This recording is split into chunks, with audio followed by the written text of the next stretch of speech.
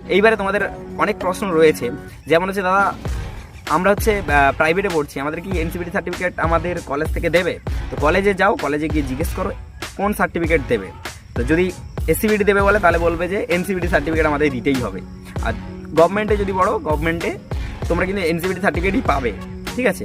বা তোমরা জিজ্ঞেসও করে নিতে পারো যে গভর্নমেন্টে ভর্তি হওয়ার আগে যে এনসিবিটি সার্টিফিকেট পাবো কি না। তো সবার প্রথম আরেকটা কথা তোমাদের বলি, দেখো এই যে তোমরা হচ্ছে গভর্নমেন্ট কলেজে পড়বে, আর যারা হচ্ছে মানে গভর্নমেন্ট কলেজে কিন্তু দুটো কোটা থাকে, একটা হচ্ছে প্রাইভেট কোটা মানে IMC quota, institute of management quota, আর একটা হচ্ছে গভর্নমেন্ট কোটা, ঠিক আছে? যারা হচ্ছে ভালো নাম্বার পায়, এবার আরও তোমাদের অনেক প্রশ্ন ছিল যে দাদা উচ্চ মাধ্যমিকে আমি এত নাম্বার পেয়েছি, আমি কি আইটিআই কলেজে ভর্তি হতে পারবো?